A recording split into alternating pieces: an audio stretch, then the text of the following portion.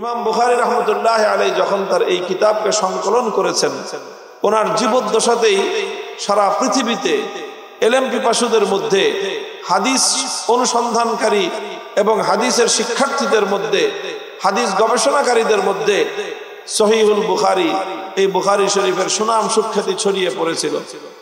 এই জন্য পৃথিবীর বিভিন্ন প্রান্ত থেকে ইমাম বুখারী রহমতুল্লাহ আলাইহির নিকট সরাসরি এই হাদিস কিতাব অধ্যয়ন করার জন্য, পাঠ করার জন্য বিভিন্ন জায়গা থেকে, দূর দূরান্ত থেকে তালেবে ইলমরা, হাদিস অন্বেষণকারীরা তারা সফর করে করে ইমাম বুখারীর কাছে আসতেন এবং পরিসংখ্যান অনুযায়ী প্রায় 90,000 ছাত্র সরাসরি ইমাম বুখারী রহমতুল্লাহ আলাইহি থেকে এই বুখারী শরীফ পড়েছেন এবং ইমাম বুখারী থেকে তারা সরাসরি বুখারী শরীফের সনদ অর্জন করেছেন। এটা একটা বিরাট বিষয় ছিল এবং ইমাম বুখারী রহমতুল্লাহ আলাইহি তিনি আমাদের সামনে অনেক বড় একটা আদর্শ এবং নমুনা রেখে গেছেন যে কিভাবে দ্বীনি ইলমের খিদমত করতে হয়।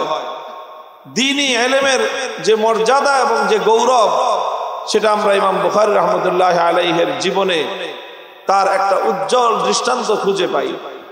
ইমাম বুখারী রহমতুল্লাহ আলাইহির তার জীবনীতে লেখা হয় যে ইমাম বুখারী রহমতুল্লাহ আলাইহির এই কিতাব সহিহ বুখারী যখন খুব সুখ্যাতি লাভ করলো, খুব পরিচিত হয়ে গেল, তো বিভিন্ন দিক থেকে, বিভিন্ন প্রান্ত থেকে বহু মানুষ এই বুখারী শরীফ ইমাম বুখারীর কাছে পড়তে আসেন। তো এটা এতটাই পরিচিতি লাভ করেছে যে ইমাম বুখারীর কাছ থেকে এই কিতাবটা পড়া এটা সকলের জন্যই একটা গৌরব এবং অহংকারের বিষয় হয়ে দাঁড়ালো।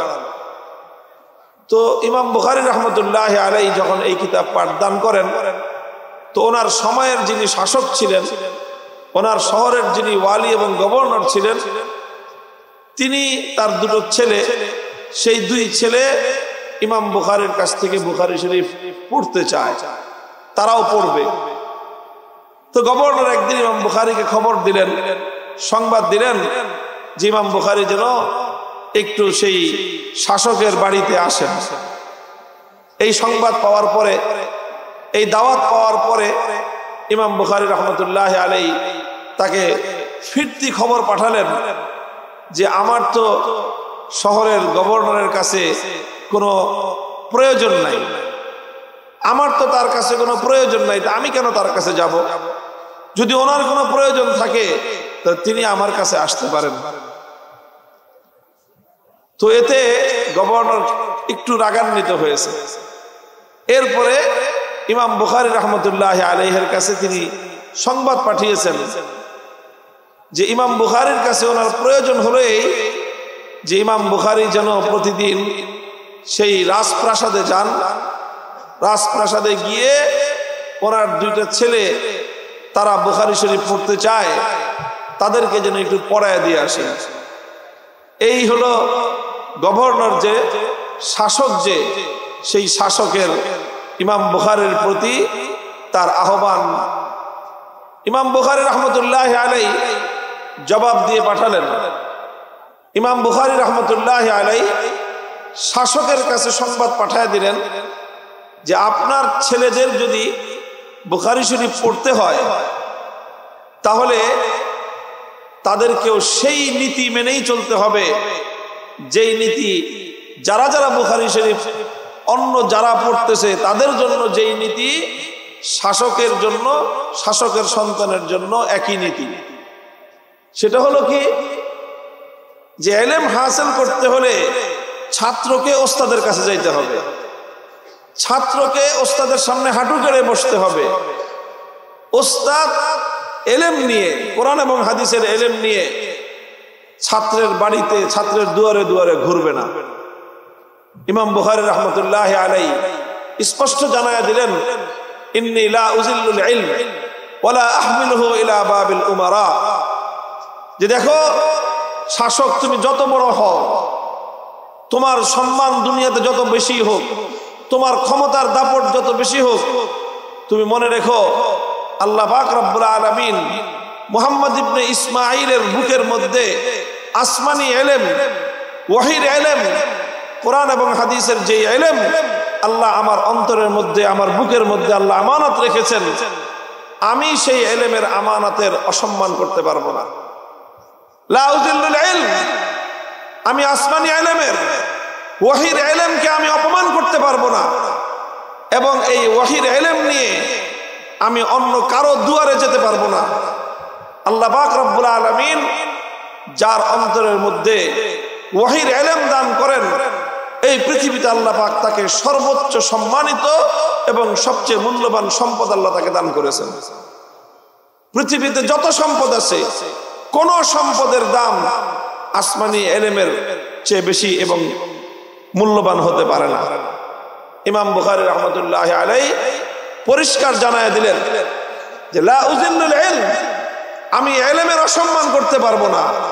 ওয়ালা আহমিলুহু ইলা বাবিল উমারা, এই ইলম নিয়ে আমি আমিরদের দুয়ারে দুয়ারে, বড় লোকদের দুয়ারে দুয়ারে, ক্ষমতাবানদের দুয়ারে দুয়ারে আমি ঘুরবো, সেই কাজ মুহাম্মদ ইবনে ইসমাইল বুখারীর দ্বারা হবে না।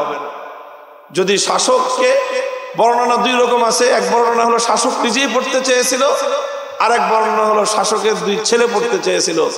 তিনি জানায় দিলেন শাসক পড়ুক আর শাসকের ছেলে পড়ুক, রাজা পড়ুক আর রাজার রাজপুত্র পড়ুক, যদি পড়তে চায় হাজার হাজার ছাত্রের মতো করে সামনে এসে মাটিতে বসে হাঁটুকের এই উস্তাদের সামনে বসেই বুখারী শরীফ পড়তে হবে। ইমাম বুখারী নিজে টিউটরি করতে গিয়ে হাদিসের ইলম নিয়ে রাজপ্রাসাদে ইমাম বুখারী যাবে না, পরিষ্কার তিনি জানায় দিলেন। এতে শাসক ক্ষিপ্ত হলো।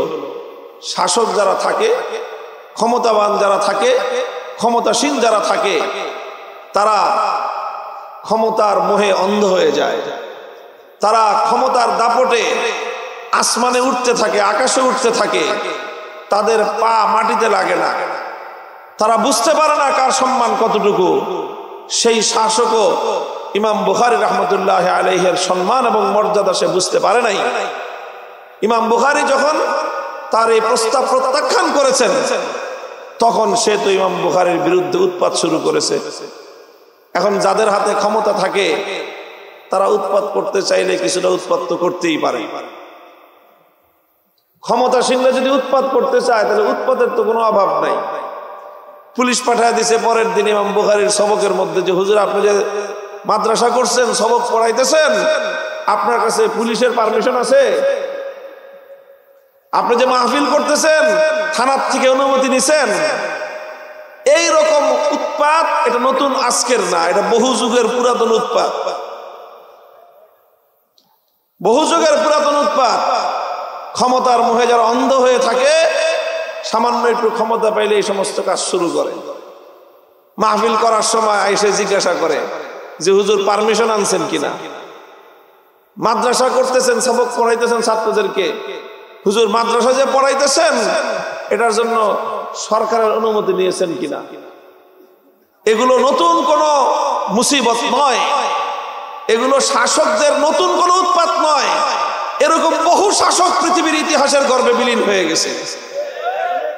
ইমাম বুখারী রাহমাতুল্লাহি আলাইহির সাথে সেই শাসক এই উৎপাত শুরু করলো। সে যখন এই উৎপাত শুরু করেছে, ইমাম বুখারী বুঝতে পেরেছেন যে এখানে থেকে দ্বীনের খিদমত সুন্দরভাবে করা যাবে না। তিনি শাসকের কাছে নত হন নাই, মাথা নত করেন নাই। ইমাম বুখারী বলেন নাই যে ঠিক আছে আমি তোমার বাড়িতে গিয়ে তোমার ছেলেকে পড়াবো, তোমাকে পড়াবো। ইমাম বুখারী চিন্তা করেছেন এখানে শুধুমাত্র ব্যক্তির সঙ্গে ব্যক্তির সংঘাত নয়, এখানে শাসকের সঙ্গে আলেমের সংঘাত। এখানে শাসক একজন ফিরাউনের ভূমিকা পালন করতেছে, আর আমাকে আল্লাহ পাক এই যুগে আলেম হিসাবে আমাকে আল্লাহ পাক রব্বুল আলামিন সারা দুনিয়ার সমস্ত আলেমদের পক্ষ থেকে প্রতিনিধিত্বের দায়িত্ব পালনের জিম্মাদারি দিয়েছেন। আজকে যদি আমি, আমার উপর কোনো জুলুম হবে, অত্যাচার হবে, এই ভয়ে আমি যদি অন্যায়ের সামনে মাথা নত করি, কিয়ামত পর্যন্তের জন্য আলেম ওলামাদের মাথা নত হয়ে যাবে। এই জন্য ইমাম বুখারী রাহমাতুল্লাহি আলাইহি মাথা নত করেন নাই। শেষ পর্যন্ত শাসক ইমাম বুখারী রাহমাতুল্লাহি আলাইহিকে সেই শহরে দর্শ প্রদান করার উপর নিষেধাজ্ঞা আরোপ করে দিছে। ইমাম বুখারী রাহমাতুল্লাহি আলাইহি তার উৎপাতের শিকার হয়ে তিনি বুখারা ছেড়ে দিয়ে চলে গেছেন। দরকার নাই, থাকবো না তোমার দেশে, থাকবো না তোমার শহরে, কিন্তু এরপরেও আসমানি ইলমের ওহী নিয়ে আমি তোমার দুয়ারে গিয়ে ইলমকে তোমার সামনে আমি অসম্মান করতে পারবো না। ইমাম বুখারী চলে গেছেন। যে এলাকায় যান সেই এলাকায় মানুষ পঙ্গপালের মতো ইমাম বুখারীর দিকে ছুটতে থাকে, ইমাম বুখারীর দিকে ছুটতে থাকে। যেখানেই যান মানুষ তাকে পাগলের মতো ভালোবাসতে থাকে। তার কাছ থেকে বুখারী শরীফের ইলম হাসিল করার জন্য মানুষ উম্মতের মতো তার দিকে পাগল হয়ে ছুটতে থাকে।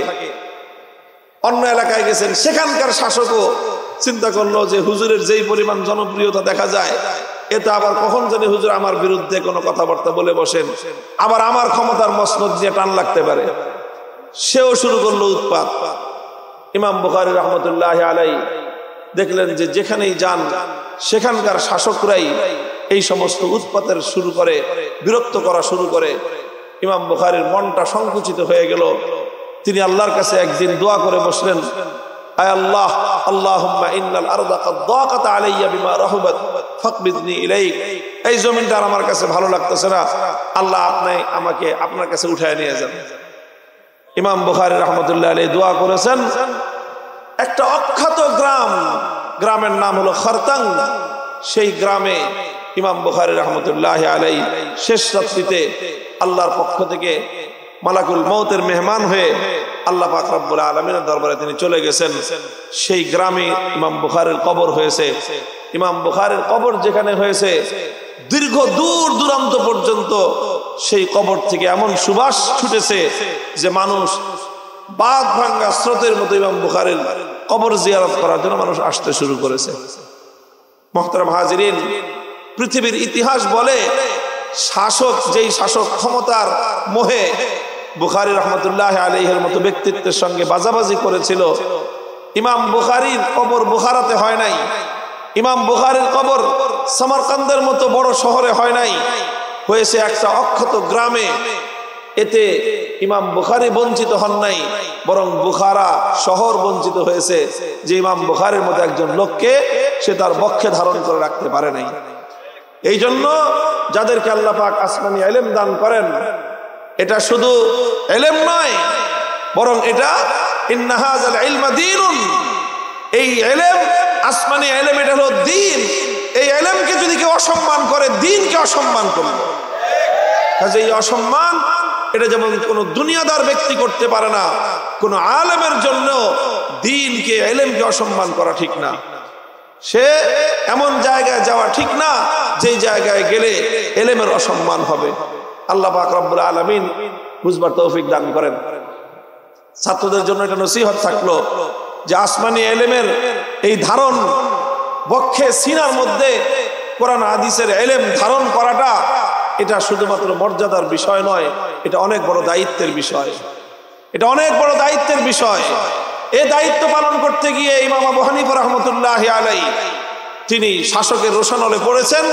শেষ পর্যন্ত কারাগারের অন্ধকার প্রকোষ্ঠে বিষ প্রয়োগ করে ইমাম আবু হানিফা রাহমাতুল্লাহি আলাইহিকে শহীদ করা হয়েছে। তিনি শাহাদাত বরণ করেছেন, কিন্তু শাসকের জুলুমের সামনে ইলমকে অসম্মান হতে দেন নাই। ইমাম মালিক রাহমাতুল্লাহি আলাইহি, শাসক ইমাম মালিকের ফতোয়া পছন্দ হয় নাই, বলছে হুজুর ঘুরায়া ফতোয়া ওইভাবে দেন।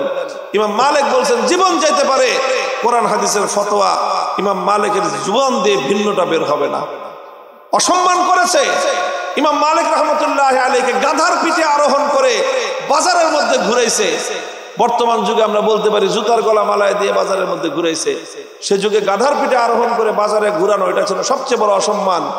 ইমাম মালিককে অসম্মান করতে চেয়েছিল শাসক। কেন? শাসকের মন মতো ফতোয়া হয় নাই। এই জন্য ইমাম মালিক রাহমাতুল্লাহি আলাইহি ফতোয়া পরিবর্তন করেন নাই, নিজের অসম্মানকে গ্রহণ করে নিয়েছেন। ইতিহাস বলে অসম্মান ইমাম মালিকের জন্য অসম্মান থাকে নাই, সেটাই আল্লাহ পাক রব্বুল আলামিন ইমাম মালিকের জন্য মহা সম্মান বানিয়ে দিয়েছেন। কিয়ামত পর্যন্ত মানুষ ইমাম মালিককে এই জন্য শ্রদ্ধা করে স্মরণ করবে, সম্মান জানাবে। ইমাম দারিল হিজরা বলে দুনিয়ার মানুষ ইমাম মালিক রাহমাতুল্লাহি আলাইহিকে স্মরণ করে। কেন? কারণ তিনি সমস্ত অসম্মান মেনে নিয়েছেন, কিন্তু আল্লাহ দ্বীনের ইলমকে তিনি অসম্মানিত হতে দেন নাই। ইমাম আহমদ ইবনে হাম্বল রাহমাতুল্লাহি আলাইহি ওনাকে শাসক বলেছিল, আমি যেইভাবে বলি আপনি ওইভাবে বলেন, যে আল কোরআন হাদিসুন, আল কোরআন হাদিসুন, আপনি এই কথা বলেন যে কোরআন অস্থায়ী। ইমাম আহমদ রাহমাতুল্লাহি আলাইহি বলছেন, আল কোরআন কালামুল্লাহি তাআলা কাদীমুন গায়রু হাদিসিন, আমি যেভাবে শিখেছি, কোরআন আমাকে যেভাবে বলতে বলে, হাদিস আমাকে যেভাবে বলতে বলে, আল্লাহর নবী আমাকে যেভাবে বলতে বলেছেন, আমি সেভাবেই বলবো। তোমার পছন্দ হলো কি হলো না, এটা পরোয়া করবার সময় আহমদ ইবনে হাম্বলের নাই। ইমাম আহমদ ইবনে হাম্বল সেভাবেই বলেছেন যেভাবে বলাটা উচিত ছিল। শাসকের পছন্দ হয় নাই, ইমাম আহমদকে গ্রেফতার করেছে।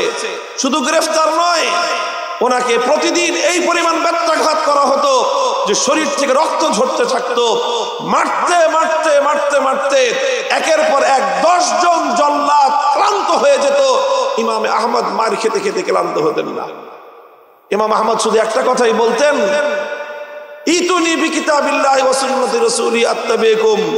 জুলুম করে, ব্যত্যাঘাত করে, আমাকে অন্যায় অবিচার করে, অত্যাচার করে আমার মুখ থেকে কোনো কথা তোমরা আদায় করতে পারবে না। হ্যাঁ, কোরআন হাদিসের দলিল আনো, আহমদ ইবনে হাম্বল মেনে নিবে। কোরআন হাদিসের দলিলের বাইরে কথা বলতে বলবা, সারা দুনিয়ার সমস্ত শক্তি মিলেও আমার মুখ থেকে একটা অন্যায় শব্দ তোমরা বের করতে পারবে না। শেষ পর্যন্ত ইমাম আহমদ ইবনে হাম্বলেরই বিজয় হয়েছে। রক্ত দিয়েছেন, জেল খেটেছেন, কিন্তু দ্বীনি ইলমের কথাকে জালেমের সামনে নত হইতে দেন নাই। ইমাম বুখারীর জীবনের কথা তো বললাম। এইভাবেই চলতে চলতে চলতে চলতে আজ পর্যন্ত আল্লাহর দ্বীনের ইলমকে, আসমানি ওয়াহির ইলমকে যারা ধারণ করবে, তারা যুগে যুগে এটার সম্মান এবং এর গৌরবকে সুউচ্চে ধরে রাখবার মতো সাহস, হিম্মত যাদের হবে, তারাই আসমানি ইলমের ওয়াহিকে বক্ষে ধারণ করবার অধিকার রাখে। আর যারা আসমানি ইলমের সম্মান রক্ষা করতে পারবে না, তাদের জন্য আসমানি ইলমের আমানত বক্ষে ধারণ করার অনুমতি নেই। আল্লাহ পাক বুঝবার তৌফিক দান করেন। এই কথা কিছু বললাম, বিশেষভাবে দাওরা হাদিস ফারেগিন ছাত্রদের জন্য এই কথাগুলো থাকলো। বুজুর্গদের পক্ষ থেকে, ইতিহাস থেকে আমানত হিসাবে, তারা যেন এইভাবে এটার উপরে আমল করতে পারে। এরপরে কথা হলো, ইমাম বুখারী রাহমাতুল্লাহি আলাইহি সর্বশেষ ওনার এই কিতাব, জগৎ বিখ্যাত জামিউল বুখারী, সহিহুল বুখারী, আল জামিউল মুসনাদুস সহিহুল মুখতাসার মিন উমুরি রাসূলিল্লাহ সাল্লাল্লাহু আলাইহি ওয়াসাল্লাম ওয়া সুনানিহি ওয়া আইয়ামিহি, এটা হলো পূর্ণ কিতাবের নাম। এই কিতাবটা যে অধ্যায়ের মাধ্যমে ইমাম বুখারী রাহমাতুল্লাহি আলাইহি সমাপ্ত করেছেন, সেই সংক্রান্ত কয়েকটা কথা। প্রথম কথা হলো, ইমাম বুখারী রাহমাতুল্লাহি আলাইহির এই অধ্যায় রচনা করার দ্বারা কি উদ্দেশ্য? ইমাম বুখারীর উদ্দেশ্য হলো একটা বাতিল আকীদাকে রদ করা। একটা বাতিল আকীদাকে রদ করা। বাতিল আকীদাটা কি? ইসলামের মধ্যে দেখেন, প্রথম যে বেদাত উম্মতের মধ্যে আবিষ্কার করা হয়েছে, সেটা আমলের বেদাত নয়, সেটা হলো আকীদার বেদাত। আর আমলের বেদাতের চেয়েও আকীদার বেদাত বেশি ভয়ঙ্কর। আমলের বেদাতের দ্বারা মানুষের আমল নষ্ট হয়, আকীদার বেদাতের দ্বারা মানুষের ঈমান নষ্ট হয়। তো ঠিক এরকম একটা বাতিল আকীদা ছিল ইনকারে ওজন। আল্লাহ পাক রব্বুল আলামিন যে কিয়ামতের দিন বান্দার আমল এটা ওজন দিবেন, পরিমাপ করবেন, এই বিষয়টাকে অস্বীকার করা। ইমাম বুখারী রাহমাতুল্লাহি আলাইহি মুনকিরিনে ওজন যারা, ওজনকে অস্বীকারী যারা, তাদের সেই বাতিল আকীদাকে রদ করতে গিয়ে, সেই বাতিল আকীদা জবাব দিতে গিয়েই ইমাম বুখারী রাহমাতুল্লাহি আলাইহি বুখারী শরীফের এই সর্বশেষ বাবটি তিনি স্থাপন করেছেন, অধ্যায়টি তিনি রচনা করেছেন। ইমাম বুখারী বলতে চান যে আল ওয়াজনু হাক্কুন, আল ওয়াজনু সাবিতুন। যেরকম নাকি মৃত্যুর পরে মানুষ আবার পুনর্জীবিত হবে, এটাকে বলা হয় আল বাস। আল বাসু হাক্কুন, মৃত্যুর পরে পুনর্জীবিত হওয়া, এটা ইসলামের দৃষ্টিতে প্রমাণিত একটা বিষয়। ঠিক এরকম ভাবে কিয়ামতের দিন আল্লাহ পাক সমস্ত মাখলুককে, সমস্ত মানব জাতিকে পুনর্জীবিত করে কি করবেন? পুনর্জীবিত করে মানুষের দুনিয়ার কাজ কর্ম, মানুষের ঈমান এবং আমলের ভিত্তিতে মানুষকে আল্লাহ পাক রব্বুল আলামিন বিচার করবেন। বিচার করার পরে তারপরে যার যেই ফলাফল প্রাপ্য আল্লাহ পাক রব্বুল আলামিন তার সেই প্রাপ্য ফলাফল তাকে বুঝিয়ে দিবেন। এখন মানুষ তার জীবনের কৃতকর্ম, কার কর্ম কেমন, কার আমল কেমন ছিল, এটা যে আল্লাহ পাক রব্বুল আলামিন সাব্যস্ত করবেন, এটা কিভাবে সাব্যস্ত করবেন? এই যে আদম আলাইহিস সালাম থেকে নিয়ে কিয়ামত পর্যন্ত হাজার হাজার বছরে কত শত হাজার কোটি মানুষ দুনিয়াতে এসেছে, এই এত মানুষের প্রত্যেকের আলাদা আলাদা করে আল্লাহ পাক রব্বুল আলামিন যার যার আমল, যার যার কৃতকর্ম আল্লাহ অক্ষরে অক্ষরে অক্ষরে অক্ষরে এটা সাব্যস্ত করবেন, প্রমাণ করে তারপরে কার কি পরিণাম হওয়া উচিত সেটা তার সামনে আল্লাহ পাক বুঝায় দিয়ে তারপরে যার সাজা হওয়ার তাকে সাজা দিবেন, আর যাকে মাফ করার মাফ করে আল্লাহ পাক জান্নাত দিয়ে দিবেন। আল্লাহ পাক রব্বুল আলামিন মানুষের কৃতকর্ম যে বিচার করবেন, আল্লাহ যে ফয়সালা করবেন, এটা এমনিতেই করবেন না যে খালি বাস ধরে এনে জাহান্নামে ফেলে দিলেন, ব্যাপারটা এরকম না। বরং আল্লাহ পাক রব্বুল আলামিন প্রত্যেক ব্যক্তির সামনে এটা সাব্যস্ত করে দিবেন, প্রমাণিত করে দিবেন যে যারা জাহান্নামে যাবে তারা তাদের কর্মের মাধ্যমে জাহান্নামে যাওয়ার উপযুক্ত, এই কথাটা তাকে বুঝাই দিয়ে তারপর তাকে আল্লাহ জাহান্নাম ফেলবে। এটা আল্লাহ পাক রব্বুল আলামিন এটা করবেন। ওমাল্লাহু বিযাল্লামিল লিল আবিদ, যাতে কোনো জাহান্নামী ব্যক্তি জাহান্নামে গিয়ে এই কথা মনে না করতে পারে যে আল্লাহ পাক রব্বুল আলামিন আমাকে খামাখাই জাহান্নাম দিলেন, এই কথা যেন কেউ মনে করতে না পারে। এটা আল্লাহ পাক রব্বুল আলামিন কিভাবে করবেন? প্রত্যেকটা মানুষের সামনে আল্লাহ পাক রব্বুল আলামিন মানুষের বিচার করার জন্য মানুষের যাবতীয় নেক আমল এবং বদ আমল এই সবগুলোকে তুলনা করে, জাস্টিফাই করে বিচার করার জন্য আল্লাহ পাক কয়েকটা পদ্ধতি অবলম্বন করবেন। কয়েকটা পদ্ধতি। প্রথম পদ্ধতি তো আছেই, আল্লাহ পাক রব্বুল আলামিন হাসরের মাঠে মানুষকে উঠায় প্রত্যেকটা মানুষের কাছে আল্লাহ পাক মানুষের আমল নামা পৌঁছায় দিবেন। প্রত্যেক ব্যক্তির কাছে যার যার আমল নামা পৌঁছে যাবে। আমল নামা কি জিনিস? আমল নামা হলো মা ইয়ালফিজু মিন কাউলিন ইল্লা লাদাইহি রাকিবুন আতীদ।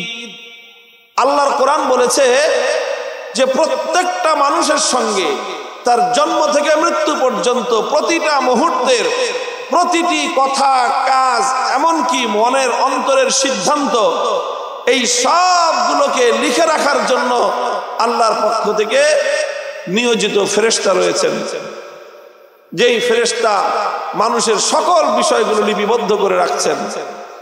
এই যে লেখা জমা হচ্ছে হইতে হইতে হইতে হইতে মানুষের মৃত্যুর আগ মুহূর্ত পর্যন্ত তার সব কিছু লেখা হয়।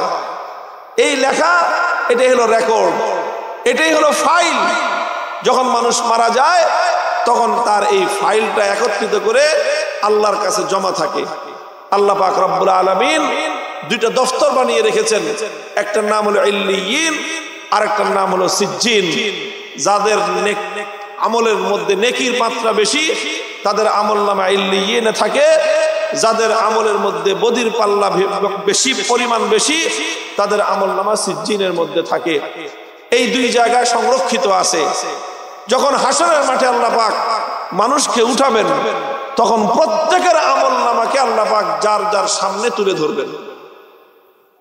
প্রত্যেক ব্যক্তির সামনে প্রশ্ন আসতে পারে, হাজার হাজার কোটি কোটি মানুষ, এই প্রত্যেকটা মানুষের আমল নামা প্রত্যেকের কাছে আল্লাহ পাক কেমনে তুলে ধরবেন?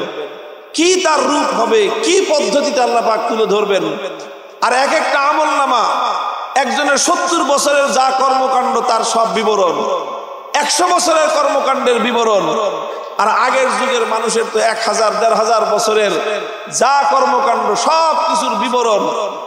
এই বিবরণ লিখতে গেলে একজন মানুষের জীবনী লিখতে গেলে তো 1000-2000 পৃষ্ঠা লাগে, আর তারা সারা জীবনের সমস্ত কর্মকাণ্ড লিখতে গেলে তো হাজার হাজার পৃষ্ঠা লাগার কথা। এত কিছু আল্লাহ পাক মানুষকে কোত্থেকে এনে দিবেন? এক সময় মানুষের কাছে এই বিষয়গুলি একটু দুর্বোধ্য মনে হইতো, কিন্তু বর্তমান যুগে মানুষকে আল্লাহ পাক মেধার মাধ্যমে এমন বৈজ্ঞানিক আবিষ্কার করার তৌফিক আল্লাহ দান করেছেন যে বিজ্ঞানের এই সকল আবিষ্কারের পরে এখন আর এই প্রশ্ন কোনো দুর্বোধ্য জিনিস মনে হয় না, কোনো দুর্বোধ্য জিনিসই মনে হয় না। এখন দেখেন এক একজনের মোবাইলের মধ্যে একটা ফাইল সেন্ড করে দিলে সেই ফাইলটা যদি ওপেন করা হয়, একটা ফাইলের মধ্যেই হাজার হাজার পৃষ্ঠার লেখা থাকে, থাকে না? ওটা পাঠাইতে কি লাগে? এক জায়গা থেকে আরেক জায়গা পাঠাইতে কিচ্ছু লাগে না, শুধু একটা ক্লিক করলেই হয়, চলে যায়, হাজার হাজার মানুষের কাছে একসঙ্গে চলে যায়।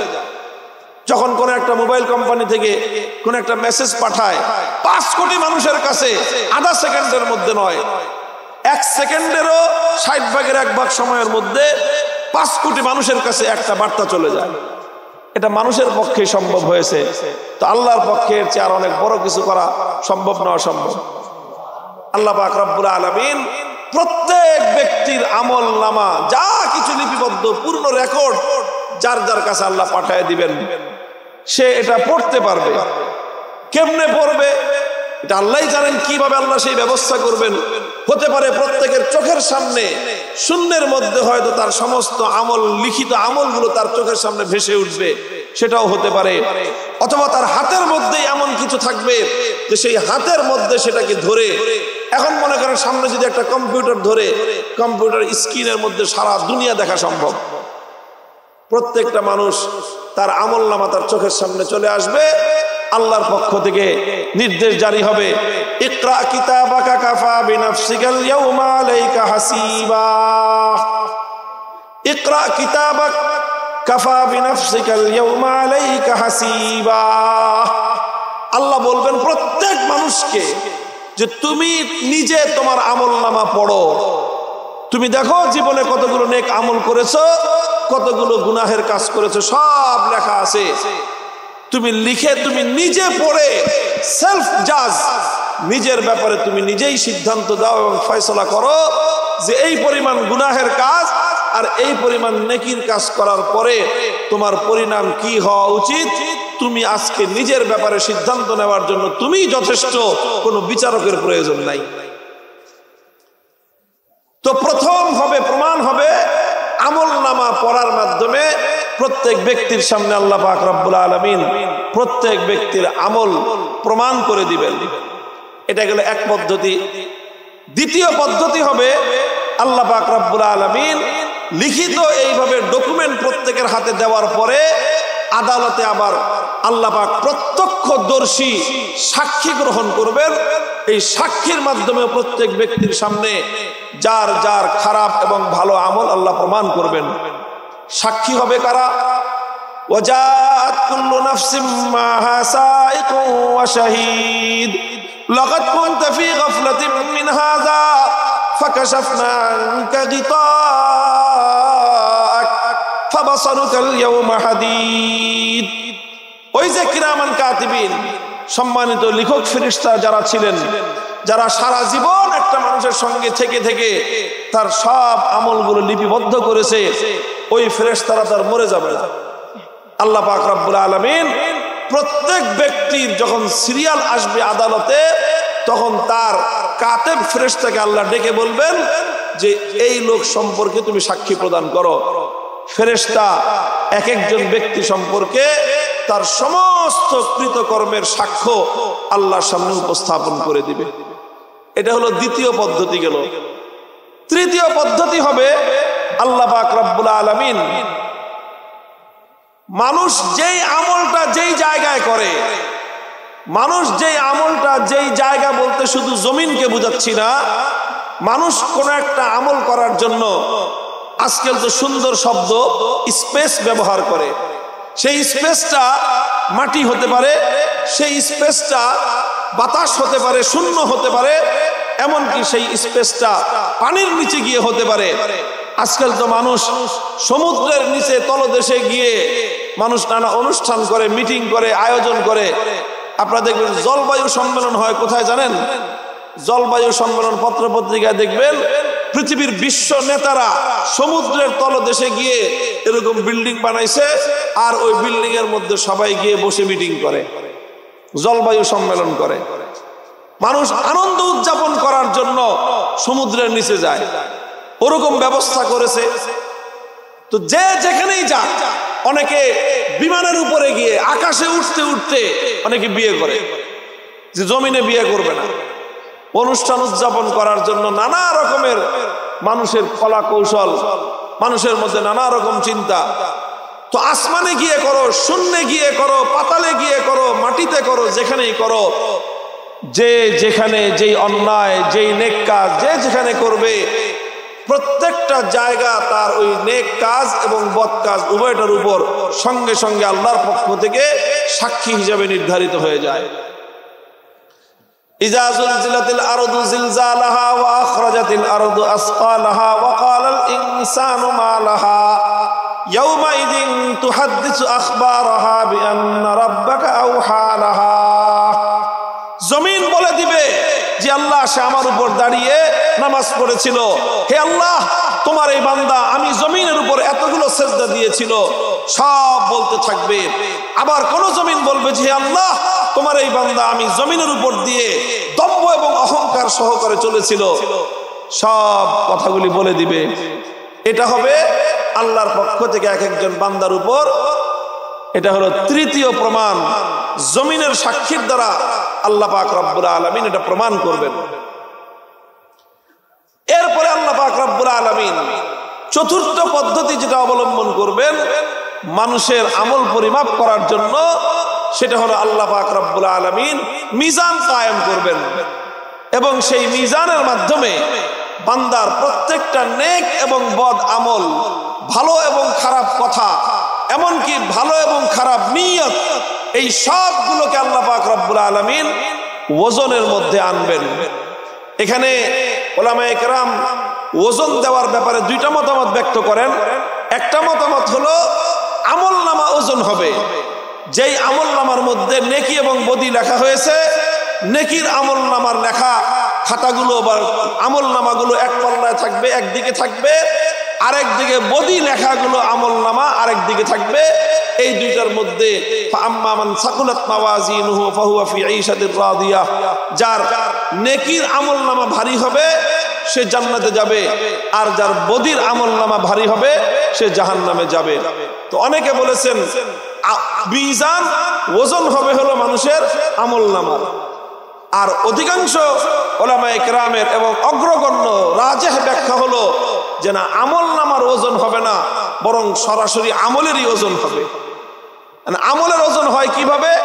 এটা আল্লাহ পাক রব্বুল আলামিন কুদরতের মাধ্যমে মানুষের আমলকে, মানুষের কথাকে, মানুষের নিয়তকে এমন রূপ আল্লাহ দান করবেন যে রূপের মাধ্যমে সেটা কাবেলে ওজন হয়ে যাবে, সেটা ওজন করার উপযুক্ত হয়ে যাবে। আল্লাহ পাক রব্বুল আলামিন সেটা ওজন করবেন। এখন বলেন ওজন করা সম্ভব কি সম্ভব না? কি বলেন? হযরত শাইখুল হাদিস রাহমাতুল্লাহি আলাইহি এই জায়গায় একটা গল্প শুনাইতেন যে আমল, মানুষের কওল, মানুষের আমল, মানুষের কথা, মানুষের নিয়ত, এগুলো ওজন দেওয়া সম্ভব কি সম্ভব না? এটা সম্ভব, খুবই ভালোভাবেই সম্ভব।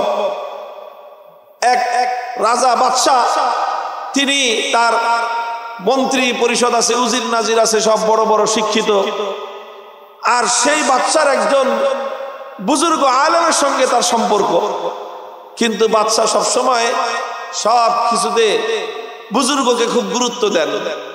তো বুজুর্গকে যখন গুরুত্ব দেন, তো বাদশার মন্ত্রী পরিষদের মধ্যে যেই সমস্ত উচ্চ শিক্ষিত মন্ত্রীরা আছে, তার মধ্যে কিছু আছে নাস্তিক মার্কা, হুজুর বিদ্বেষী, আলেম বিদ্বেষী, এরকম থাকে। তো এরকম আলেম বিদ্বেষী এক মন্ত্রী ছিল। বাদশাহ যখন এই বুজুর্গকে যখন খুব গুরুত্ব দেন, তখন এই নাস্তিক মার্কা মন্ত্রীর গা জ্বলতে থাকে। কিন্তু কিছু বলতে পারেন না, যে স্বয়ং বাদশাহ যেহেতু তাকে সম্মান করে, সুযোগের অপেক্ষায় থাকে যে কোনোদিন সুযোগ পেলে হুজুরকে খুব জব্দ করবে বাদশার সামনে। তো একদিন হয়েছে কি, বাদশার একটা ফোড়া হয়েছে, ফোড়া, বিষাক্ত ফোড়া। এখন বাদশাহ এই বিষাক্ত ফোড়ার যন্ত্রণায় কাউকে দিয়ে বলছে, হুজুরকে একটু বললেন যে ফোড়া হয়েছে, হুজুর যেন এসে একটু আমাকে দম করে দিয়ে যায়, ফু দিয়ে যায়। তো হুজুর আসছেন, তিনি এসে সূরা ফাতিহা পড়ছেন, আয়াতুশ শিফা পড়ছেন, সব পড়ে টরে তিনি রুকিয়া করে দিলেন, দম করে দিলেন, ফু দিয়ে দিলেন। এই তো নাস্তিক মার্কা মন্ত্রী এটাকে একটা সুযোগ পাইছে। তিনি মনে করছেন যে এখনই হুজুরকে জব্দ করার সময়।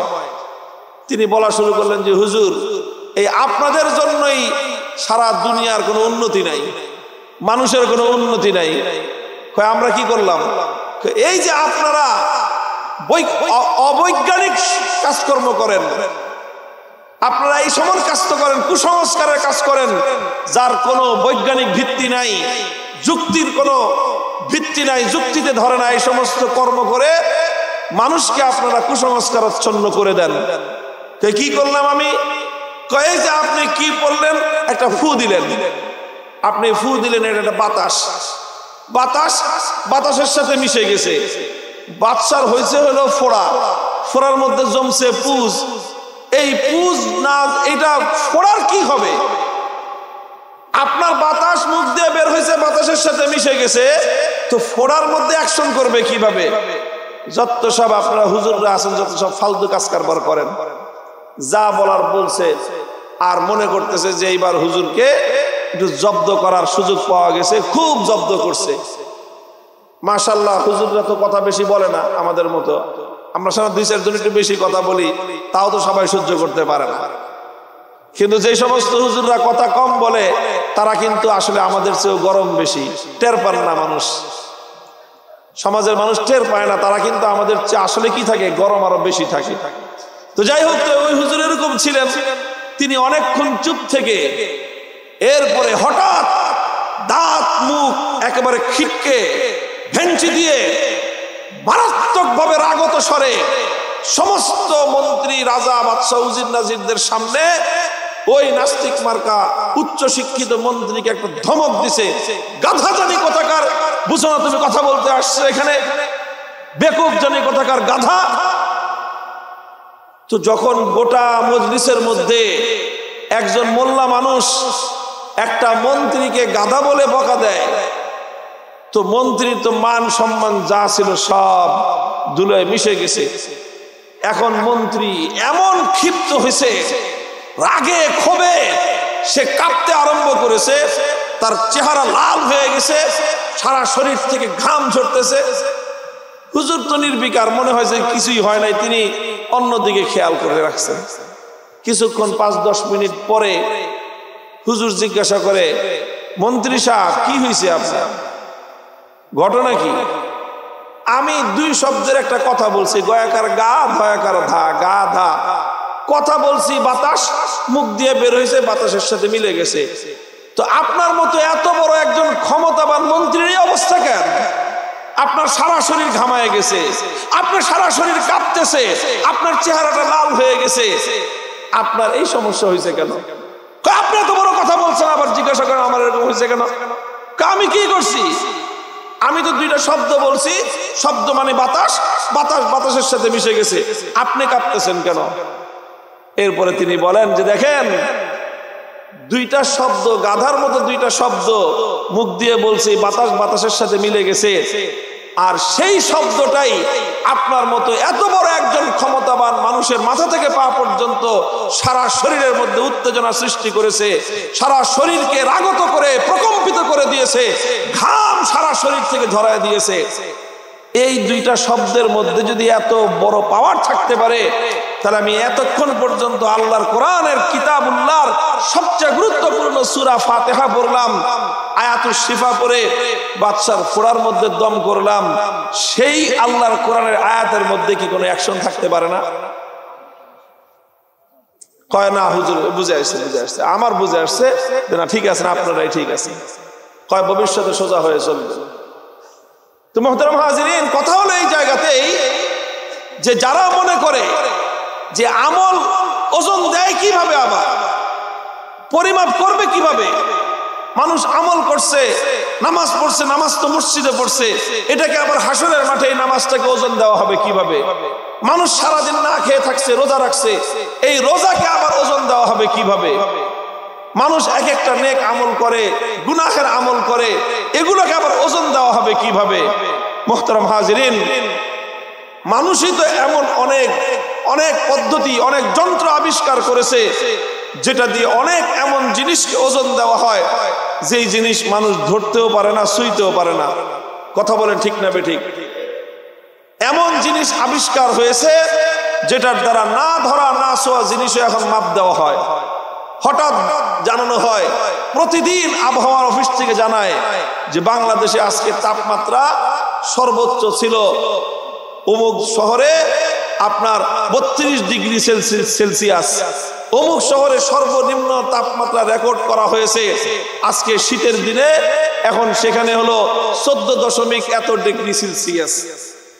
তো এই যে তাপমাত্রা পরিমাপ করলো 14 ডিগ্রি আর 32 ডিগ্রি, এটা কোথায় দেখলো ডিগ্রি, কোথায় দেখতে তো একই রকম দেখা যায়। তো মানুষ তার মস্তিষ্কের মাধ্যমে এমন যন্ত্র আবিষ্কার করেছে যেটার দ্বারা আবহাওয়ার উত্তাপ পরিমাপ করা যায়। মানুষ এমন যন্ত্র আবিষ্কার করেছে যেটার দ্বারা একজন মানুষের শরীরের তাপমাত্রা, জ্বরে শরীর কাঁপতেছে, থার্মোমিটার দিলে কিছুক্ষণ পরে বলে 103 ডিগ্রি জ্বর। মানুষের শরীরে ডায়াবেটিক্সের মাত্রা আছে, সেটা পরিমাপ করার যন্ত্র আছে আলাদা। মানুষের শরীরের যে ব্লাড প্রেশার, রক্তচাপ কত, সেটা পরিমাপ করার আলাদা যন্ত্র আছে। মানুষ তার যুক্তি দিয়ে, মানুষ তার বুদ্ধি দিয়ে এই জাতীয় জিনিস আবিষ্কার করতে পেরেছে। শাইখুল হাদিস রাহমাতুল্লাহ আলাইহি বলতেন যে মানুষ তো এমন যন্ত্র আবিষ্কার করেছে, দুধের মধ্যে পানি মিলানো হয়েছে, দুধের মধ্যে পানি মিশানোর পর যন্ত্রটা দিলে বের হয়ে যায় যে এই দুধের মধ্যে গরুর ওলান থেকে দহন করা গরুর দুধ কতটুকু গরুর দহন করা দুধ আর কতটুকু চাপকলের দুধ, এটা কি করা যায়? বের করা যায় কি যায় না বলেন? মেশিন দিয়ে দেয়। অথচ দুধটা যেরকম তরল জিনিস, পানিও তো তরল জিনিস। কথা বলেন ঠিক না বেঠিক? তো এই দুধের সঙ্গে যখন পানি মিলাইলো তখন দোনোটার কালার এক, রং এক, দেখতে এক, স্বাদ এক, সব এক। কিন্তু সেই দুধের মধ্যে যন্ত্র দিয়ে দিলে মুহূর্তের মধ্যে রেজাল্ট চলে আসে যে এই দুধের মধ্যে গরুর দুধ হলো 80%, চাপকলের দুধ হলো 20%। তো মানুষ তার বিবেক বুদ্ধির মাধ্যমে তরল জিনিস থেকে তরল জিনিসকে পার্থক্য করার যন্ত্র আবিষ্কার করতে পারলো। আর আল্লাহ পাক রব্বুল আলামিন, যিনি মানুষকে মেধা দিয়ে সৃষ্টি করলেন, সে আল্লাহ পাক রব্বুল আলামিন কুদরতের মাধ্যমে আল্লাহ কি এমন ব্যবস্থা করতে পারেন না যেটার দ্বারা মানুষের নেক আমল থেকে বদ আমলকে আলাদা করে পরিমাপ করা যায়? আল্লাহ পাক রব্বুল আলামিন সেই ব্যবস্থাই করবেন। আল্লাহ পাক ওজনের মাধ্যমে প্রত্যেকটা মানুষের আমলকে পরিমাপ করে সাব্যস্ত করবেন। তো কয়টা ব্যবস্থা হলো এই পর্যন্ত? 4 ব্যবস্থা। প্রথমে হলো আমলনামা পড়ে মানুষ ফয়সালা করবে। 2 নম্বর হলো ফেরেশতাদের সাক্ষীর মাধ্যমে মানুষের ভালো মন্দের বিচার হবে। 3 নম্বর হলো যেই জমিনে, যেই জায়গায়, যেই স্পেসে দাঁড়িয়ে মানুষ নেক আমল বদ আমল করেছে সেটা মানুষের জন্য সাক্ষী হবে। আর 4 নম্বর হলো মানুষের আমল পরিমাপ করা হবে, ওজন দেওয়া হবে। এই সবগুলি করার পরেও মানুষ তো আল্লাহ পাক রব্বুল আলামিন আল্লাহই ভালো জানেন যে মানুষ কেমন।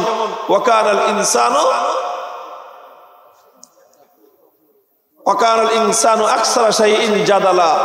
মানুষ খুব তর্ককারী হয়, মানুষ হুজ্জতবাজি করে, সব কিছু দিয়ে বুঝায় দিলেও শেষ পর্যন্ত কয় হুজুর তাল গাছটা কার। যুক্তি দিয়ে বুঝায় দিলেও মানুষ মানতে চায় না, প্রমাণ দিয়ে বুঝায় দিলেও মানুষ মানতে চায় না। এই স্বভাব মানুষের সারা জীবন যাদের ছিল, কিয়ামতের দিনে এই স্বভাব ভালো হবে না। আল্লাহর কাছে বলবে যে আল্লাহ, এই আমল নামা যে মানবো এটা তো লেখছে ফেরেশতা, এটা আমার নেক আমল বাদ দিয়ে গুনার আমল বেশি লেখছে।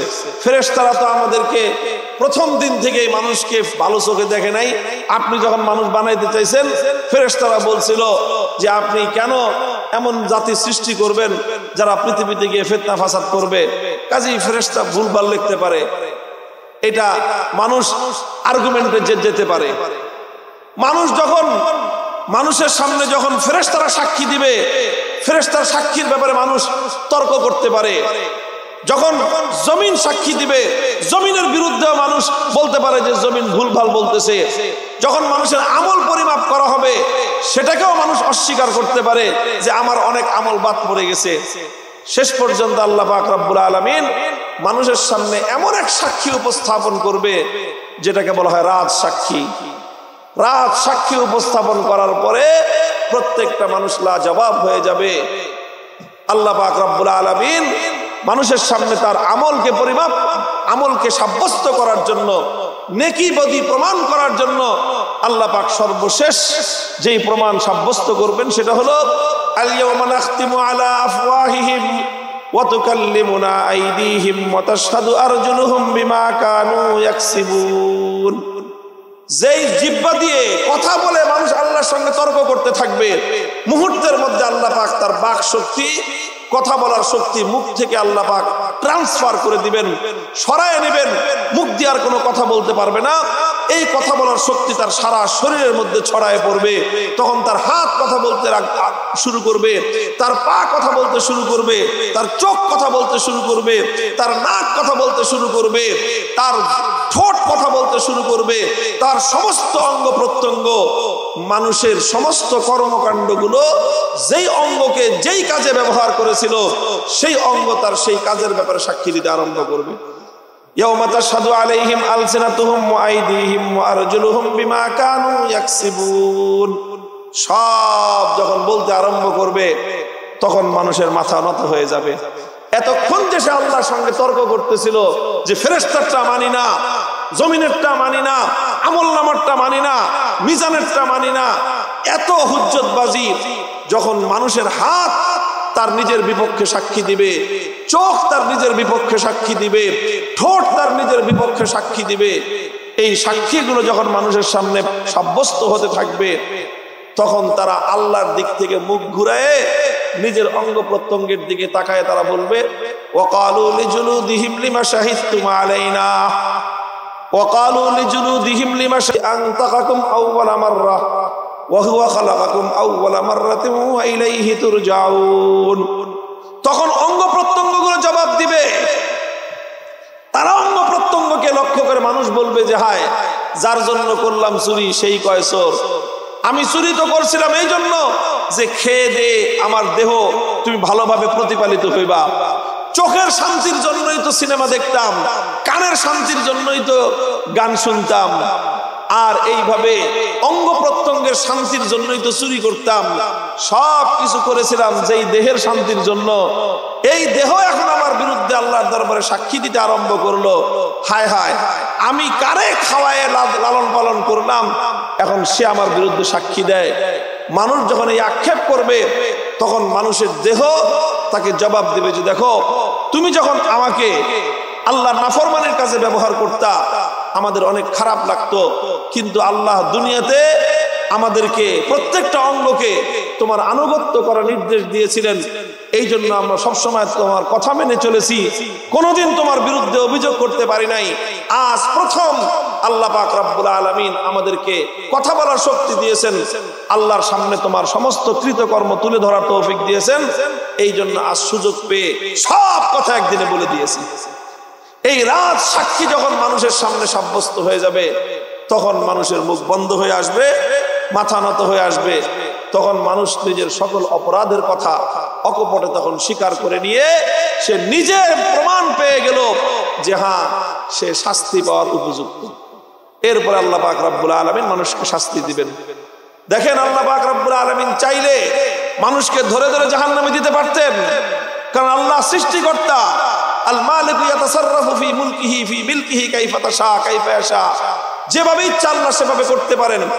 কিন্তু আল্লাহ এইভাবে করবেন না যাতে কোনো একজন জাহান্নামী ব্যক্তি জাহান্নামে গিয়ে এইরকম কথা মনে না করতে পারে যে আমার অন্যায়ের চেয়ে শাস্তি বেশি দেওয়া হয়েছে, কেউ যেন এই কথা মনে করতে না পারে। এই জন্য মুহতারাম হাজিরিন, সতর্ক হওয়া উচিত আমাদের। আমরা এমন কোথাও গিয়ে কোনো গুনাহ করতে পারবো না যেখানে আমার আমলনামার মধ্যে লেখা হবে না। এমন কোথাও গিয়ে গুনাহ করতে পারবো না যেখানে ফেরেশতা দেখবে না। এমন কোথাও গিয়ে গুনাহ করতে পারবো না যেখানে জমিন দেখবে না। এমন কোথাও গিয়ে গুনাহ করতে পারবো না যেই গুনাহটা ওজন দেওয়া হবে না। এমন কোথাও গিয়ে গুনাহ করতে পারবো না যে আমার নিজের অঙ্গ প্রত্যঙ্গগুলো সেটা দেখবে না। কাজেই কতই গোপন করি, যতই গোপন করি, সাক্ষী সেখানে সাব্যস্ত হয়েই যাবে। এই জন্য সাক্ষী থেকে গোপন করার চেষ্টা না করে গুনাহ ত্যাগ করার চেষ্টা করাই যুক্তিযুক্ত এবং এটাই হলো উপযুক্ত কাজ। আল্লাহ আমাদেরকে তৌফিক দান করেন। কথা শেষ, এখন শুধু হাদিসের কথাটা বলে দেই। এই যে ওজন, আমল যে পরিমাপ করা হবে, এটা আল ওয়াজনু হাক্কুন, এটা একটা ইসলামী আকীদা। এই আকীদাকে সাব্যস্ত করার জন্য ইমাম বুখারী রাহমাতুল্লাহি আলাইহি এখানে কোনো যুক্তি, কোনো তর্ক, কোনো হুজ্জত, কোনো কিছুর শরণাপন্ন হন নাই। ইমাম বুখারী রাহমাতুল্লাহি আলাইহি দুইটা জিনিসের শরণাপন্ন হয়েছেন। এক নম্বর হলো কিতাবুল্লাহ, দুই নম্বর হলো সুন্নতুর রাসূলিল্লাহ। অর্থাৎ কোরআন এবং হাদিসের দ্বারাই ইমাম বুখারী রাহমাতুল্লাহি আলাইহি এই কথাটাকে সাব্যস্ত করে দিয়ে উম্মতকে এই কথা বুঝিয়ে দিয়ে গেলেন, একজন মুমিনের সামনে কোনো কথা সাব্যস্ত হওয়ার জন্য দুটো জিনিসের প্রয়োজন। এক নম্বর হলো আল্লাহর কোরআন, দুই নম্বর হলো নবীর হাদিস। কোনো কথা যখন কোরআন এবং হাদিসের মাধ্যমে একজন মুমিনের কাছে সাব্যস্ত হয়ে যায়, সারা দুনিয়া তার বিরুদ্ধে থাকতে পারে, মুমিন কোনোদিনও কোরআন হাদিসের কথার বাইরে যেতে পারে না। সারা দুনিয়া একদিকে থাকতে পারে, যুক্তি একদিকে থাকতে পারে, তর্ক একদিকে থাকতে পারে, বিজ্ঞান একদিকে থাকতে পারে, রাষ্ট্র একদিকে থাকতে পারে, সারা দুনিয়ার শক্তি একদিকে থাকতে পারে, কিন্তু মুমিন থাকবে কোরআন এবং হাদিসের দিকে। ইমাম বুখারী রাহমাতুল্লাহি আলাইহি আল ওয়াজনু হাক্কুন, ওজন এটা যে একটা চূড়ান্ত চিরসত্য কথা, এটা চূড়ান্ত সত্য কথা, এই কথা প্রমাণ করার জন্য প্রথমে সূরাতুল হজ্জের এই আয়াত তিনি পেশ করেছেন, যে আয়াতের দ্বারা আল্লাহ পাক রব্বুল আলামিন ওজনের কথা বলেছেন। আল্লাহ বলেছেন ওয়ানাদাউল মাওয়াজিনাল কিসতা লিয়াউমিল কিয়ামাহ, আল্লাহ বলেছেন যে আমি কিয়ামতের দিনে ইনসাফ, আল মাওয়াজিন জাওয়াতিল কিসত। তো আল মাওয়াজিনের সিফাত হলো জাওয়াতিল কিসতি, কিন্তু সেখানে জাওয়াত শব্দকে হযফ করে দিয়ে জাইদুন আদলুনের মতো, জাইদুন আদলুনের মতো মুবালাগাতান আল কিসতকে মাওয়াজিনের সিফাত সাব্যস্ত করে দিয়েছেন। অর্থাৎ আল মাওয়াজিন জাওয়াতিল কিসতি, আল্লাহ বলেন যে ইনসাফ পূর্ণ মিজান আমি কিয়ামতের দিন সাব্যস্ত করব। এই কোরআনের আয়াতের দ্বারা বোঝা গেল যে মিজান হবে, পরিমাপ করার ব্যবস্থা হবে। কোরআনের আয়াতের দ্বারা এই কথা সাব্যস্ত হয়ে গেল। ওয়া আন্না আমালা বানি আদম ওয়া কাওলাহুম ইউজানু, এটা হলো ইমাম বুখারী রাহমাতুল্লাহ এর মূল দাওয়া, যে আমালা বানি আদম ওয়া কাওলাহুম, মানুষের আমল দুই রকমই হতে পারে, আমালুল জাওয়ারিহ এবং আমালুল কুলুব, এই সবটাই ওজন হবে। ওয়া কাওলাহুম এটা হলো আমালুল লিসান, মানুষের জুবানের কথাবার্তা, এগুলো ওজন হবে। এটা হলো মূল মুদ্দা, আমালু বানি আদম ওয়া কাওলুহুম ইউজানু, এটা হলো মূল মুদ্দা। আর এই দাওয়ার উপর প্রথম দলিল হলো আয়াতে কোরআনী, আর দ্বিতীয় দলিল হলো হাদিসে নববী। হাদিসে নববী কি? হযরত আবু হুরায়রা রাদিয়াল্লাহু তাআলা আনহু থেকে বর্ণিত হাদিসে রাসূল আকরাম সাল্লাল্লাহু আলাইহি ওয়াসাল্লাম বলেছেন, কালিমাতান শব্দের অর্থ হলো দুটি কথা। কি অর্থ? কালিমাতুল শব্দের অর্থ যদি আমরা নাহুর কিতাবের মধ্যে এর তারিফ এবং এর সংজ্ঞা পড়েছি, আল কালিমাতুল লফজুন উজিয়া আল মা'নাল মুফরাদিন, কিন্তু এখানে কালিমা ওই অর্থে ব্যবহার হয় নাই। এখানে কালিমাতুল অর্থ ব্যবহার হয়েছে কি অর্থে? কালিমাতুল শব্দ ব্যবহার হয়েছে যে অর্থে আমরা ব্যবহার করি ওরফের মধ্যে। ওরফে মানুষের ব্যবহারে যেরকম কথা বলা হয়, সম্পাদকের কথা কি বলা হয়? কালিমাতুত তাহরির। সম্পাদকের কথা বলে কি একটা মুফরাদ কথা, একটা মুফরাদ কালিমা লেখা হয়, হ্যাঁ, পরনাই সম্পাদকের কথা। সম্পাদকের কথা 2 পৃষ্ঠা, 3 পৃষ্ঠা, 5 পৃষ্ঠা। এখানে কি কালিমাতুল লফজুন উজিয়া আল মা'নান? এখানে সম্পাদকের কথা মানে কি? সম্পাদকের কথা মানে হলো সম্পাদকের বক্তব্য। সম্পাদকের এটা আরবিতে ব্যবহার হয় কালিমাতুত তাহরির, আমরা বাংলায় ব্যবহার করি সম্পাদকের কথা। ঠিক এরকম কালিমায়ে তাইয়্যিবা, কালিমায়ে তাইয়্যিবা কি? লা ইলাহা ইল্লাল্লাহু মুহাম্মাদুর রাসূলুল্লাহ, এটা হলো কালিমায়ে তাইয়্যিবা। এটা কি লফজুন উজিয়া লিমানাল মুফরাদিন? এটা পূর্ণাঙ্গ একটা বক্তব্য। কালিমায়ে শাহাদা কি? আশহাদু আল্লা ইলাহা ইল্লাল্লাহ ওয়া আশহাদু আন্না মুহাম্মাদার রাসূলুল্লাহ, এটা কি একটা কালিমা? লফজুন উজিয়া লিমানান, এটা একটা পূর্ণ বাক্য। এই জন্য কালিমাতুন শব্দের অর্থ হলো এখানে আল কালাম আল মুফিদা লি মানান মুস্তাকিল্লিন, একটা পূর্ণাঙ্গ মেসেজ বোঝা যায় এমন একটা কথা মিনিমাম হতে হবে। তো এর কালিমাতান, এই জন্য আমরা অনুবাদ করি দুটি কথা। কালিমাতান অর্থ হলো দুটি কথা। এই দুটি কথার তিনটা বৈশিষ্ট্য বর্ণনা করা হয়েছে। এক নম্বর বৈশিষ্ট্য হলো হাবিবাতানি ইলার রহমান। রহমান হলো আল্লাহ পাকের গুণবাচক নাম, যার অর্থ হলো সীমাহীন দয়ালু। আল্লাহ পাকের কাছাকাছি দুইটা গুণবাচক নাম আছে, রহিম, রহমান।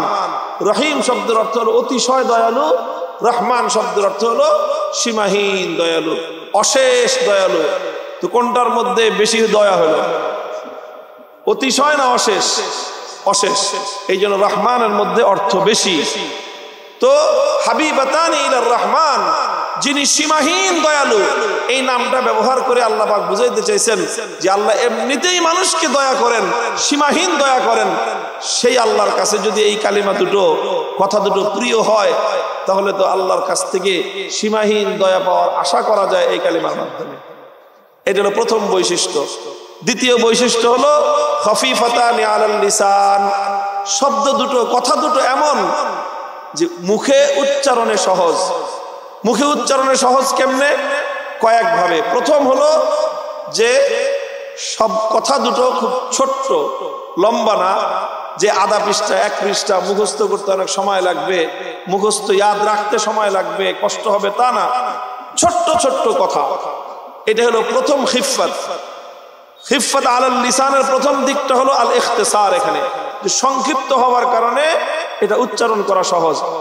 দুই নম্বর হলো এই শব্দ দুটো এমন যে এর মধ্যে কোনো তালাফুজের দিক থেকে, উচ্চারণের দিক থেকে কোনো কঠিন কিছু নাই। কারিমুল জিরশা, এটা অনেক কঠিন শব্দ উচ্চারণ করতে, কিন্তু এখানে শব্দের মধ্যে কোনো কি নেই, সুবহানাল্লাহি ওয়া বিহামদিহি, উচ্চারণে কোনো কঠিন কিছু নাই, তালাফুজে কোনো কঠিন কিছু নাই। তিন নম্বর খিফাত হলো এটার মানা এমন যে মানার মধ্যেও কোনো জটিল দুর্বোধ্য কোনো শব্দ প্রয়োগ করা হয় নাই। মানার এতেবারেও খিফাত রয়েছে, লফজের এতেবারেও খিফাত, মানার এতেবারে খিফাত, ইখতিসারের এতেবারেও খিফাত। খফিফাতানি আলাল লিসান, উচ্চারণে সহজ। দুই নম্বর সিফাত গেল এটা। আর তিন নম্বর আসল সিফাত, যেটা নাকি মাওজা ইস্তিশহাদ, যেটা এখানে মূল লক্ষ্য, সেটা হলো সাকিলাতানি ফিল মিজান। মিজানের মধ্যে অনেক ভারী। আমরা বাংলায় বলি মরিচ ছোট হলে কি হবে, ঝাল অনেক বেশি। বড় মরিচে ঝাল বেশি, এটা কথাটা খুব বেশি আকর্ষণীয় না। মরিচ বড়, ঝাল বেশি, এটা তো হবেই। এটার মধ্যে, কথার মধ্যে কি নাই, আকর্ষণ নাই। আকর্ষণ কোন কথার মধ্যে? মরিচ ছোট কিন্তু ঝাল বেশি। তো রাসূল সাল্লাল্লাহু আলাইহি ওয়াসাল্লাম শব্দ প্রয়োগ করার সময় আকর্ষণ সৃষ্টি করলেন, যাতে মানুষের আওকাফিন নফস হয়, মানুষের হৃদয় গ্রাহী হয়। আল্লাহর নবী বললেন খফিফাতান আলাল লিসান কিন্তু সাকিলাতান ফিল মিজান। তোমার বিনিয়োগ কম, মুনাফা বেশি, পরিশ্রম কম, লাভ বেশি, উচ্চারণে সহজ, ভারী বেশি, দেখতে ছোট, ওজন বেশি। এই যে কথাগুলির মধ্যে যে এক ধরনের আকর্ষণ আছে, কথার মধ্যে মানুষকে আকৃষ্ট করার জন্য রাসূল আকরাম সাল্লাল্লাহু আলাইহি ওয়াসাল্লাম এই তাবির অবলম্বন করেছেন।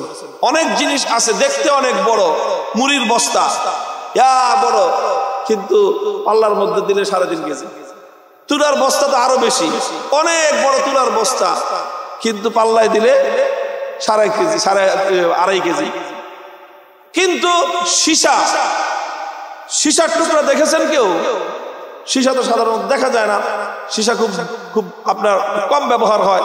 লোহা আমরা দেখি, কিন্তু লোহার তুলনায় সীসা অনেক বেশি ওজনদার।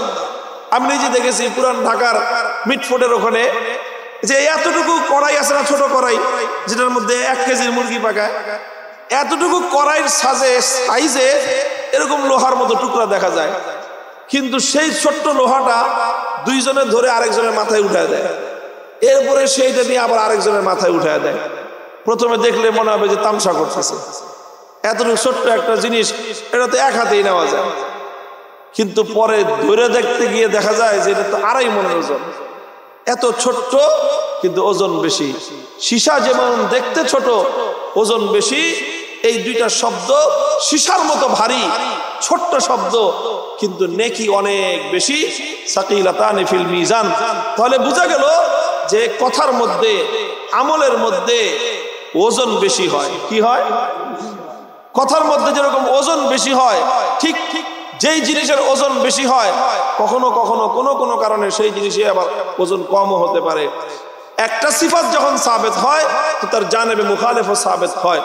অর্থাৎ তাহলে বোঝা গেল আমল কখনো ভারীও হতে পারে, কখনো হালকাও হতে পারে। তো ভারী হওয়া, হালকা হওয়া, এটাই তো ওজনের বৈশিষ্ট্য। তাহলে বোঝা গেল যে আমলের মধ্যে ওজন আছে। আমলের মধ্যে তো হাদিসের দ্বারা সাব্যস্ত হলো আমলের মধ্যে ওজন আছে। আমল ভারী মানে আমলের মধ্যে ওজন আছে, আমল হালকা মানে আমলের মধ্যে ওজন আছে। কারণ ভারী হওয়া, হালকা হওয়া এটা ওজনেরই লাজিমি দুইটা সিফাত। কাজেই হাদিসের দ্বারা সাব্যস্ত হলো যে আমলের ওজন আছে। কোরআনের দ্বারা সাব্যস্ত ছিল যে ওজন হবে, হাদিসের দ্বারা সাব্যস্ত হলো ওজন হবে। ইমাম বুখারীর দাওয়া এবং দাবি সাব্যস্ত হয়ে গেল যে আল ওয়াজনু হাক্কুন, কোরআনের মাধ্যমে, হাদিসের মাধ্যমে। আখেরি কথা, সেই দুইটা শোনার কথা কি, সেই দুইটা স্বর্ণবাক্য কি, যেই দুইটা স্বর্ণবাক্যের এই 3 সিফাত বর্ণনা করা হলো। 1 নম্বর কথা হলো সুবহানাল্লাহি ওয়া বিহামদিহি। বলেন সুবহানাল্লাহি ওয়া বিহামদিহি। 2 নম্বর কথা হলো সুবহানাল্লাহিল আযীম। সুবহানাল্লাহি ওয়া বিহামদিহি, সুবহানাল্লাহিল আযীম। বাস এই 2 কথার মাধ্যমে ইমাম বুখারী রাহমাতুল্লাহি আলাইহির এই আযীমুশ শান কিতাব সমাপ্ত হলো। ইমাম বুখারী রাহমাতুল্লাহি আলাইহি তার এই কিতাব শুরু করেছিলেন একটা হাদিসের মাধ্যমে। সেই হাদিসকে আমরা বলি হাদিসুন নিয়াহ। ইন্নামাল আমালু বিন্নিয়াত। নিয়তকে খাঁটি করো, নিয়তকে খাঁটি করো, তোমার আমল গ্রহণযোগ্য হবে। তাহলে নিয়তকে খাঁটি করার হাদিস দিয়ে কিতাব শুরু করেছেন, আর আমলের ওজনের হাদিসের দ্বারা কিতাব শেষ করতেছেন। শুরু আর সমাপ্তির মধ্যে চমৎকার একটা মুনাসাবাত, সেটা হলো তোমার নিয়তকে খাঁটি করো, তোমার আমল ভারী হয়ে যাবে। নিয়তকে খাঁটি করো, আমল ভারী হবে। কিয়ামতের দিন আল্লাহ পাক কিন্তু বান্দার আমল গণবেন না, কোথাও আমল গণার কথা নাই। আমল কি করবেন? ওজন দিবেন। কি করবেন? কাজেই আমলের সংখ্যা বাড়ানোর চেয়ে আমলের ওজন বাড়ানোর দিকে আমাদের মনোনিবেশ করা দরকার। 100 রাকাত নামাজ পড়ার চেয়ে 2 রাকাত নামাজ এমন ভাবে পড়া চাই যেন 2 রাকাত নামাজের ওজন অনেক বেশি হয়। যে কোনো আমল করব, লক্ষ টাকা দান করার চেয়ে দান এমন ভাবে করব যেন ওজন বেশি হয়। যে কোনো আমল পরিমাণ বেশি বাড়ানোর চেয়ে, সংখ্যা বেশি বাড়ানোর চেয়ে আমাদেরকে ওজন বাড়ানোর প্রতি বেশি লক্ষ্য রাখতে হবে। হাদিসের মধ্যে আসছে কিয়ামতের দিন বহু মানুষ আসবে, বহু পরিমাণে আমল অনেক, কিন্তু শেষ পর্যন্ত তার আমল কিছুই টিকবে না। ওয়াকাদিমনা ইলা মা আমিলু মিন আমালিন ফাজআলনাহু হাবাআম মানসুরা। উড়ন্ত ধুলাবালির মতো হয়ে যাবে তার আমল, কোনো ওজনই হবে না। আল্লাহ পাক আমাদেরকে সেই আমল হালকা হয়ে যাওয়ার পরিণাম থেকে আল্লাহ রক্ষা করেন। আমাদের আমলগুলো যেন ভারী হয়। ভারী হওয়ার জন্য সবচেয়ে বুনিয়াদী কাজ হলো নিয়তকে খালেস করা। একমাত্র খালিসান লিওয়াজহিল্লাহ যেন আমরা সমস্ত কাজ করতে পারি। আল্লাহ পাক রব্বুল আলামিন আমাদের সকলকে তৌফিক দান করেন। এতক্ষণ যারা দাঁড়ায় ছিলেন কিছু বলি নাই, এখন একটু বসেন। আখেরি শেষ দোয়া হবে। বুখারী শরীফের খতম হলো। আমাদের বুজুর্গদের অভিজ্ঞতার আলোকে বর্ণনা করা হয় যে বুখারী শরীফ খতম করে দোয়া করলে আল্লাহ পাক রব্বুল আলামিন সহিহ হাদিসের বরকতে বান্দার দোয়া কবুল করে থাকেন। বিভিন্ন বড় বড় মুসিবত থেকে রক্ষা করার জন্য বুখারী শরীফের খতম এটা একটা অভিজ্ঞতাপূর্ণ একটা কাজ, যেই কাজের মাধ্যমে আল্লাহ পাক মানুষের বড় বড় বিপদ আসান করে দেন, বিপদ দূর করে দেন। আল্লাহ পাক রব্বুল আলামিন আমাদের সকলকে তৌফিক দান করেন। আল্লাহ আমাদের সকল বিপদ আপদ থেকে হেফাজত করেন।